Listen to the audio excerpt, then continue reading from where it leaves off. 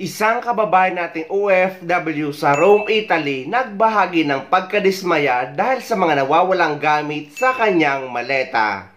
Ayon kay kabayan ay hindi daw biro ang halaga ng mga gamit na nawawala. Ngunit ayon din sa kanya ay dahil daw ito sa kanyang kapabayaan. Nilagay daw niya ang mga mamahaling gamit sa kanyang maleta or check-in baggage. Kagaya na lang ng Louis Vuitton bracelet, G-Shock at mamahaling bag.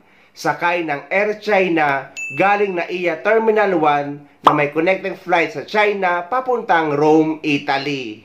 Ayon pa kay kabayan ay sigurado siyang nasa check-in baggage yung mga gamit na nawawala o yung mga mamahaling gamit na nabanggit. Dahil 5 tao ang nakakita nung nag-i-impact siya nito sa kanilang bahay. Ngunit pagdating daw sa Rome, Italy ay ganito na ang sitwasyon. Ayon pa kay kabayan na wag na kayong kukuha or magbubook ng Air China. Ayan o. Kanilang baligya o. Ayan o. Ito naman yung akin o. Kaangat ko lang dito o. Bukas. Binuksan na yan o.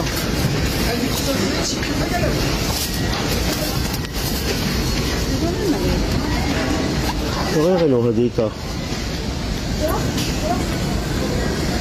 Kaya huwag na kayong kukuha ng China Airlines o Air China. Lesson learned na lang guys na kapag may dala kayong mga mamahaling gamit ay wag na wag nyong ilalagay sa check-in baggage. Dapat nakalagay ito at daladala nyo sa inyong hand carry.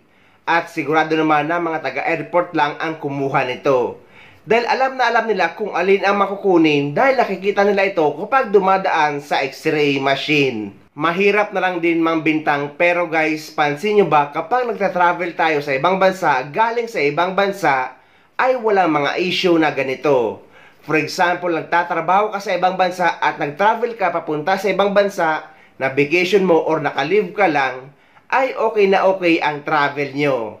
Pero kapag dumaan sa Pilipinas or may travel galing sa Pilipinas, ay doon na nangyayari ang mga issue lalong-lalo na ng mga nakawan.